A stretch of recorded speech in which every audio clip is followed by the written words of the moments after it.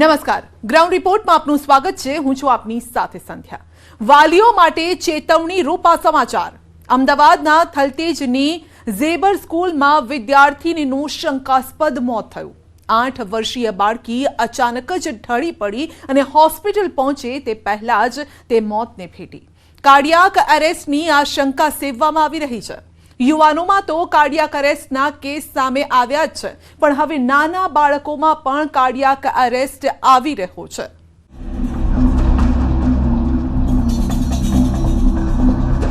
વાલીઓની ચિંતા વધારનારા દ્રશ્યો। 8 વર્ષની બાળકીનું સ્કૂલમાં રહસ્યમય મોત। સીડી ચડતા જ હાંફી ગઈને ઢળી પડી। હૃદયને હચમચાવી નાખતી ઘટના। ધોરણ 3માં ભણતી આ માસૂમ બાળકી 1.5 મિનિટના સમયગાળામાં અચાનક ઢળી પડી। હોસ્પિટલ પહોંચાડાઈ, પરંતુ કમનસીબે તેનો જીવ ન બચી શક્યો।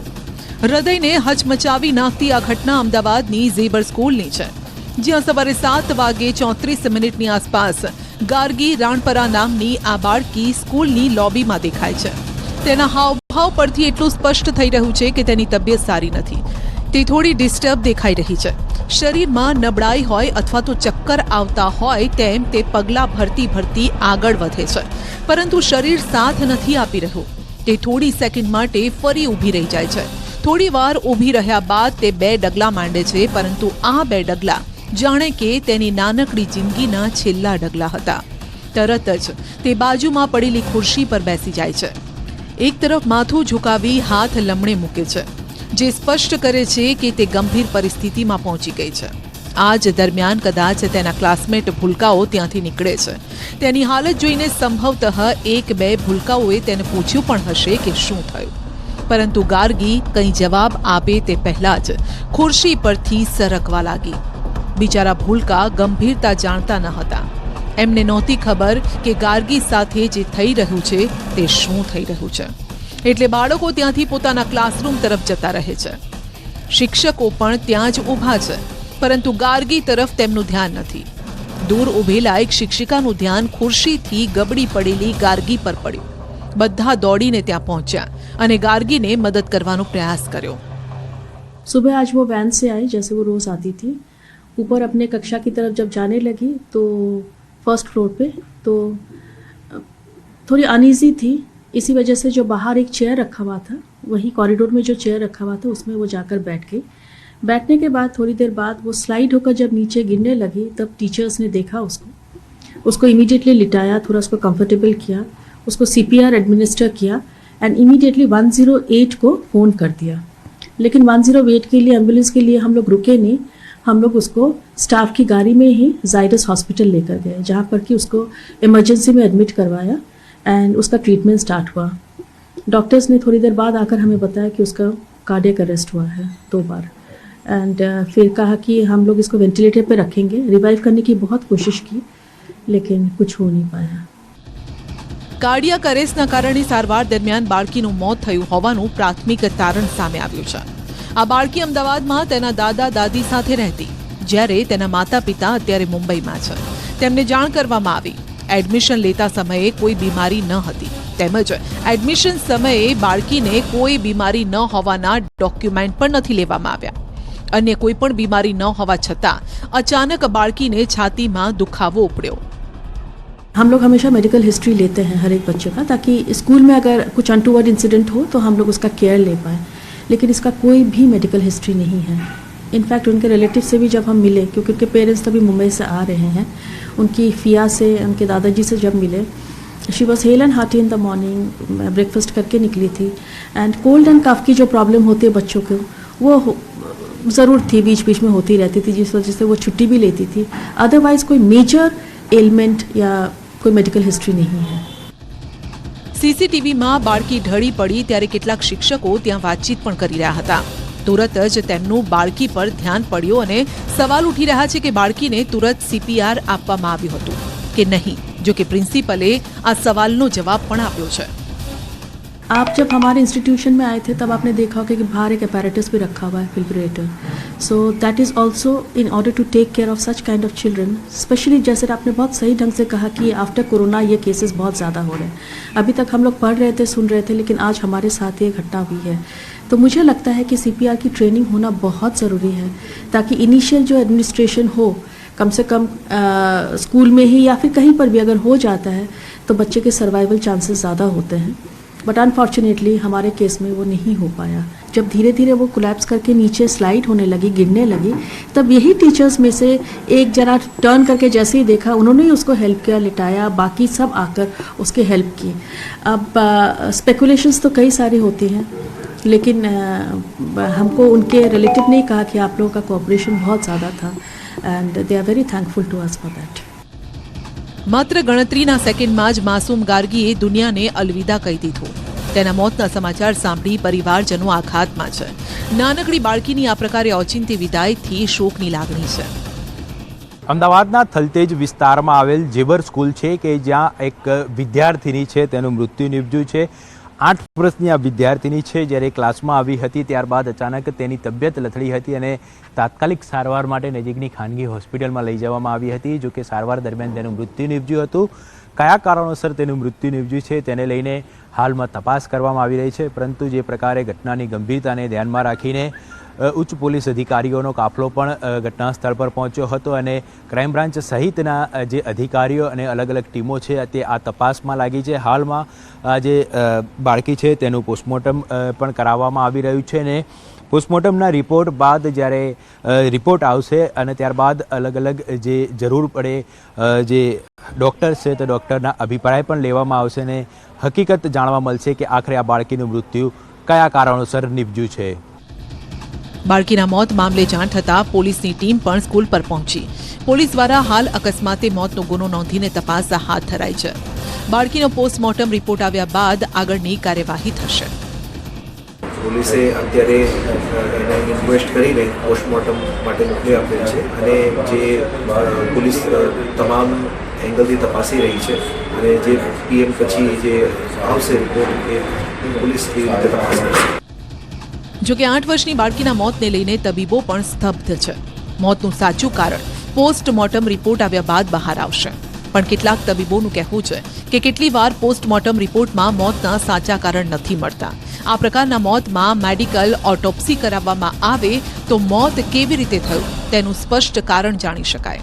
ભવિષ્યમાં આ પ્રકારના મોત ન થાય તે માટે યોગ્ય પગલાં ભરી શકાય.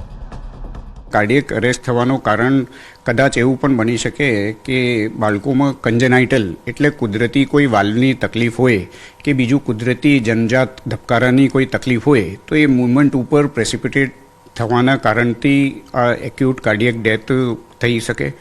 બીજું કારણ એવું પણ થઈ શકે કે ગમે 3, 4, 5 દિવસ પહેલાં ગમે તે કોઈ વાયરલ ઇન્ફેક્શન એ ચાલતો હોય, વાયરલ કે બીજું ગમે તે કોઈ પણ ઇન્ફેક્શન રહેતું હોય અને આને યોગ્ય સમયે તાત્કાલિક વ્યવસ્થિત ડાયગ્નોસિસ અને ટ્રીટમેન્ટ નહીં જ કરાવો તો પછી એ આના કોમ્પ્લિકેશનના કારણથી પલ્સ અને બ્લડ પ્રેશરમાં ફ્લક્ચ્યુએશન થવાના કારણથી પણ આવી રીતની એક્યુટ કાર્ડિયક ડેથ પણ થઈ શકે છે. ખૂબ ઓછા લોકો જાણતા હોય છે કે બાળકોમાં પણ મોટા લોકોની માફક કાર્ડિયાક એરેસ્ટ થવાની સંભાવના જોવા મળતી હોય છે. જ્યારે હૃદય અચાનક જ શરીરના અન્ય અવયવોને લોહી પંપ કરવાનું બંધ કરી દે ત્યારે કાર્ડિયાક એરેસ્ટનું જોખમ વધી જાય છે. અમુક બાળકો જન્મતાની સાથે જ હૃદયની ખામીથી પીડાતા પણ હોય છે. જેઓના હૃદયમાં લોહીનો પ્રવાસ સામાન્ય નથી હોતો તેવા બાળકોમાં કાર્ડિયાક અરેસ્ટનું જોખમ વધે છે. શ્વાસના રોગ પણ હૃદય પર દબાણ લાવતા હોવાથી કાર્ડિયાક અરેસ્ટની સંભાવના વધી જાય છે. કાર્ડિયાક અરેસ્ટના લક્ષણોની વાત કરીએ તો અચાનક બેભાન થવું, હૃદયનું ધબકારા ચૂકી જવું, ચક્કર આવવા, ખૂબ નબળાઈ અનુભવવી. કેટલીક વાર કોઈ લક્ષણ વગર જ કાર્ડિયાક એરેસ્ટ થઈ શકે છે. માટે બાળકને કંઈ પણ લક્ષણો દેખાય તો તુરંત જ તબીબી સલાહ લેવી જોઈએ. દરેક વાલીઓએ બાળકને થતી સામાન્ય તાવ, શરદી, ઉધરસ જેવી બીમારીને પણ હળવાશમાં ન લેવી. તો ઓબ્ઝર્વેશન બાળકના ઉપર ક્લોઝ ઓબ્ઝર્વેશન રાખવી બહુ ઇમ્પોર્ટન્ટ છે.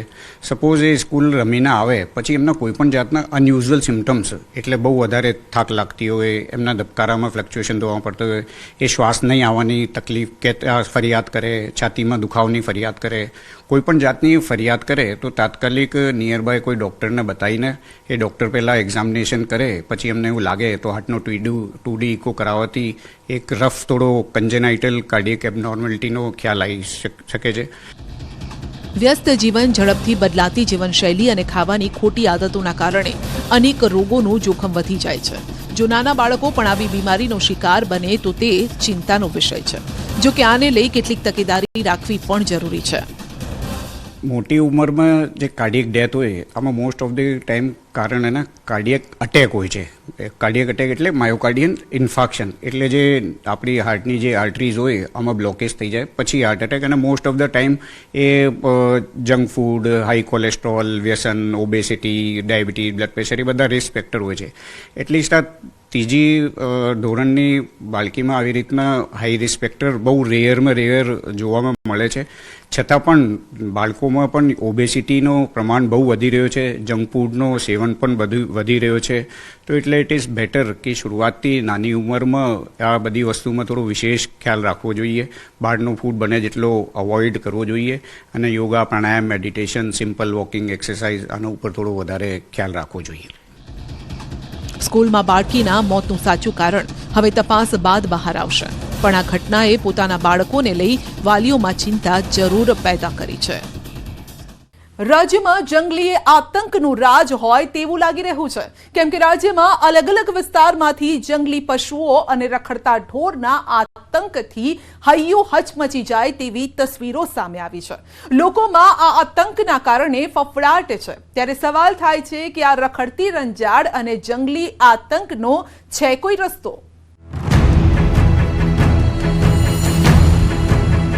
જોજો ક્યાંક એ આવી ન જાય.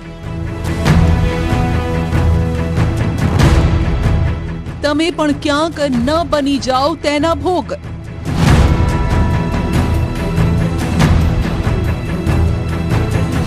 શિકારી નીકળ્યો છે શિકારની શોધમાં.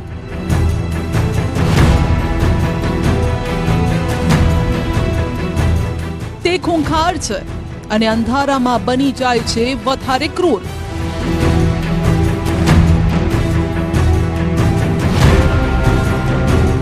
આંખના પલકારામાં તે તૂટી પડે છે.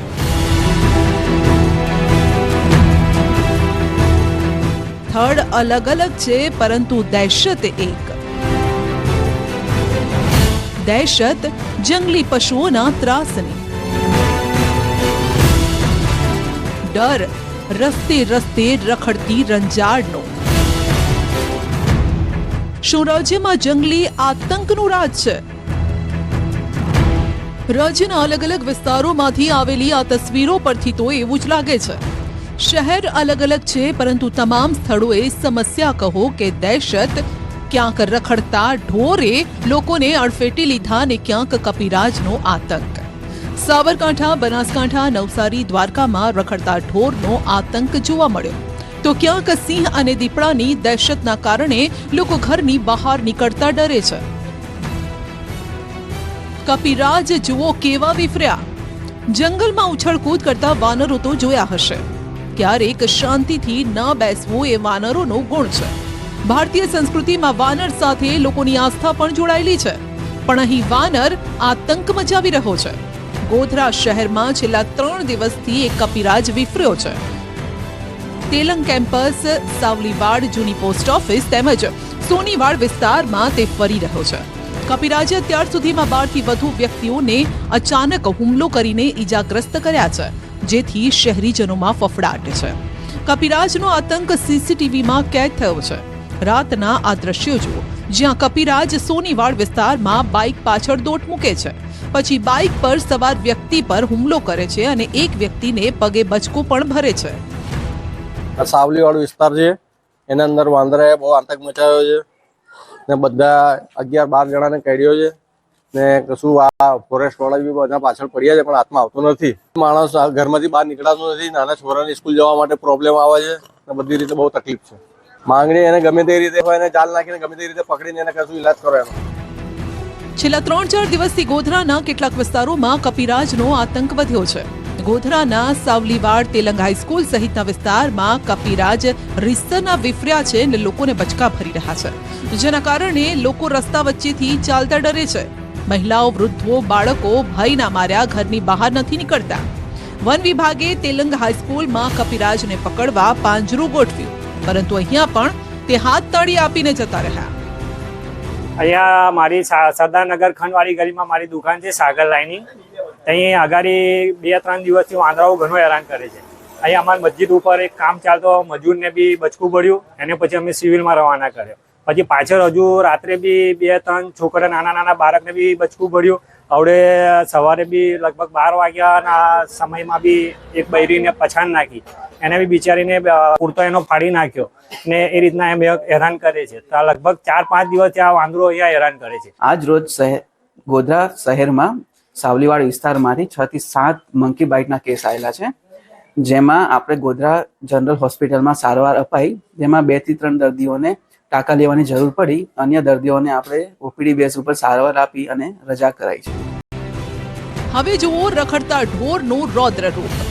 એક ગાયે ઊભી શેરીમાં દોટ મૂકી, લોકો મુઠ્ઠી વાળીને ભાગ્યા, પણ એક મહિલા ગબડી પડ્યા. ગાય માથું મારે એ પહેલા જ અને એક મહિલાએ હિંમત દેખાડીને ગાયનું શીંગડું પકડી લીધું, પણ ગાયે ખેંચ મારતા એક મહિલા ગબડી પડ્યા. એક ઢીંક મારવાનો પ્રયાસ કર્યો અને બંને મહિલાઓને મોત સામે દેખાયું. જો કે નસીબદાર રહ્યા કે ગાય ત્યાંથી ભાગી ગઈ. જો કે ગાયના આ હુમલામાં મહિલાને ગંભીર ઈજા પહોંચી. મહિલાનો હાથ ભાંગી ગયો. ફરી એક વખત જુઓ રખડતા ઢોરનો આ ડરામણો આતંક.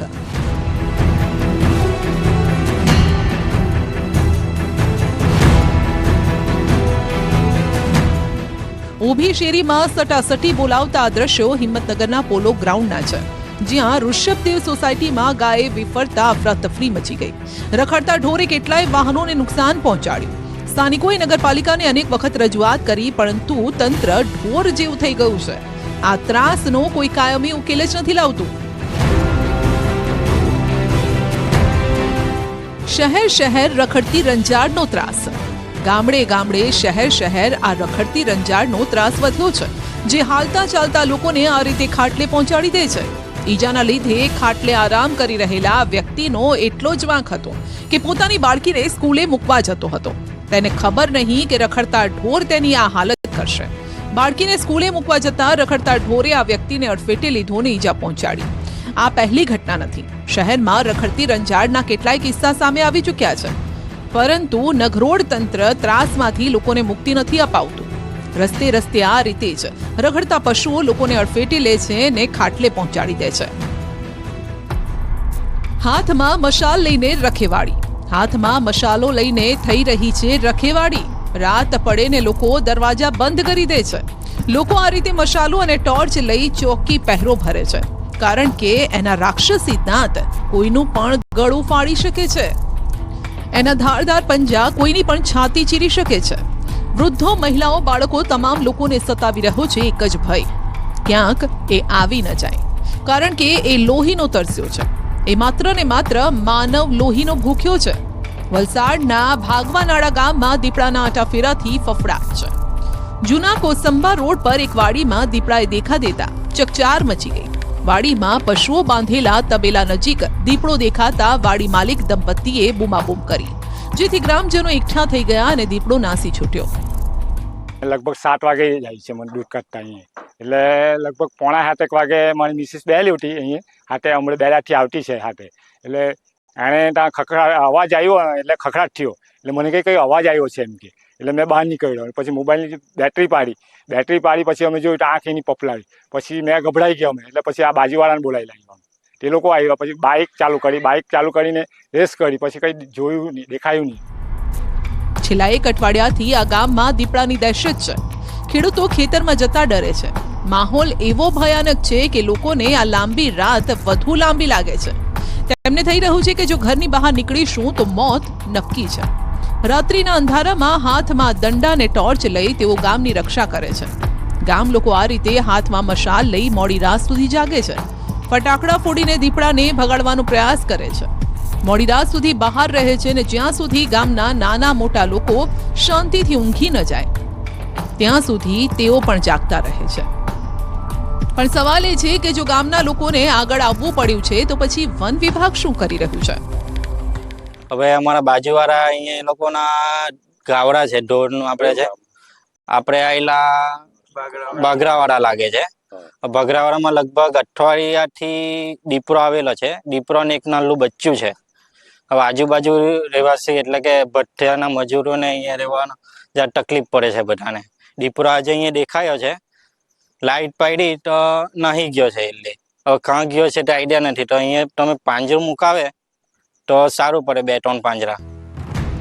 દીપડાના આટા ફેરા સીસીટીવીમાં કેદ થયા છે. સુરતના અંતરિયાળ ગામમાં દીપડાની દહેશત વધી છે. માંડવીના તડકેશ્વર ગામમાં દીપડાના આટા ફેરા કેમેરામાં કેદ થયા. રહેણાંક વિસ્તાર પાસે દીપડાની હલચલથી રહીશોમાં ભારે ફફડાટ છે. તડકેશ્વર સ્મશાન નજીક દીપડાના આટા ફેરાથી સ્થાનિક ખેત મજૂર અને ખેડૂતોને ખેતર જતા ડર લાગે છે. પહેલા તો દીપડા માત્ર પાલતુ પશુઓને શિકાર બનાવતા હોવાની ફરિયાદ હતી, પરંતુ હવે માનવ લોહીના તરસ્યા બની ગયા છે. તો સુરત અને વલસાડમાં દીપડો ડરાવી રહ્યો છે. દેવગઢ બારિયાના ટીડકી ગામમાં કૂવામાં પડેલો દીપડો ખુદ ડરી ગયો. ઊંડા કૂવામાં એક દીપડો ખાબક્યો, જેને બહાર કાઢવા માટે વન વિભાગે ખૂબ જ જહેમત ઉઠાવી, પરંતુ દીપડો કોઈ પણ વાતે બહાર આવતો જ ન હતો. પ્રયાસો કરવા છતાં રાત પડી ગઈ. છેવટે વન વિભાગની ટીમે કૂવામાં એક લાંબી નિસરણી ઉતારી. થોડો સમય રાહ જોઈ અને ચમત્કાર થયો. દીપડો નિસરણી ચડીને કૂવાની બહાર નીકળી ગયો.